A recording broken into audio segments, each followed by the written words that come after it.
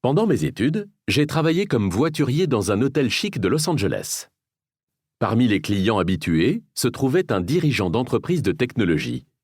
Le type était un génie. À moins de 30 ans, il avait conçu et breveté un composant essentiel des routeurs Wi-Fi. Il avait créé, puis cédé plusieurs entreprises. Sa réussite était tout simplement phénoménale. Son rapport à l'argent était plus complexe. Je le décrirais comme un mélange d'insécurité et d'imbécilité puérile. Il avait en permanence sur lui une épaisse liasse de billets de $100 qu'il se faisait un plaisir de montrer à ceux qui le souhaitaient et aussi à ceux qui n'avaient rien demandé. Il aimait à crier sur tous les toits qu'il était riche, toujours hors contexte et souvent dans un état d'ébriété avancé. Un jour, il remit plusieurs milliers de dollars en liquide à l'un de mes collègues en lui disant « Va à la bijouterie d'à côté et rapporte-moi des pièces d'or de $1000. » Après quoi, lui et ses potes, pièces d'or en main, descendirent sur une jetée qui s'avançait dans l'océan Pacifique. Avec force gloussement, ils commencèrent à lancer les pièces à l'eau en les faisant ricocher comme des galets, jouant à qui irait le plus loin, juste pour rigoler. Une autre fois, il fracassa une lampe dans le restaurant de l'hôtel. Un responsable vint l'informer qu'elle coûtait $500 et qu'il devait la remplacer.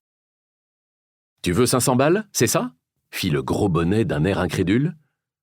Il tira de sa poche un tas de billets qu'il lui tendit. « Tiens, voilà 5000. Maintenant dégage et ne me parle plus jamais sur ce ton. » Vous vous demandez sans doute combien de temps un tel comportement peut durer.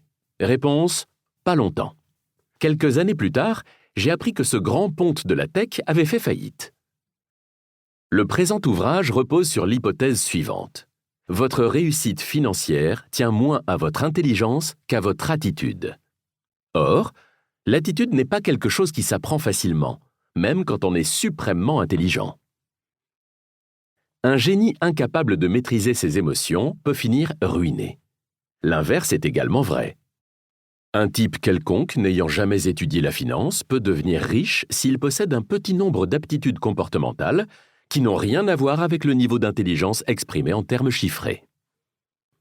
Ma page Wikipédia préférée s'ouvre sur ces mots.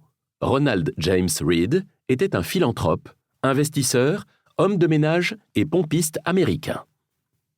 Né dans une région rurale du Vermont, Ronald Reed fut le premier de sa famille à terminer ses études secondaires, une performance dont on prend toute la mesure quand on sait qu'il se rendait chaque jour au lycée en stop.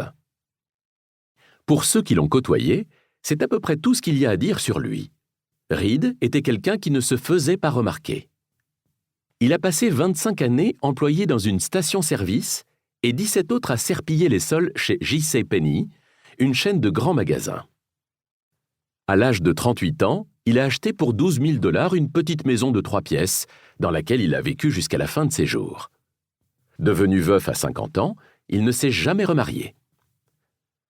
Son principal passe-temps, selon l'un de ses amis, consistait à faire du bois de chauffage.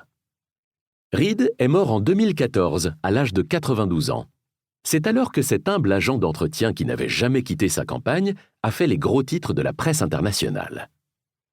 Sur les 2 813 503 Américains qui disparurent en 2014, moins de 4 000 disposaient d'une fortune supérieure à 8 millions de dollars au moment de leur trépas. Ronald Reed était l'un d'eux. Dans son testament, il léguait 2 millions de dollars aux enfants de sa défunte épouse et plus de 6 millions à l'hôpital et à la bibliothèque de sa ville. Ceux qui le connaissaient n'en crurent pas leurs oreilles. D'où sortait cet argent ?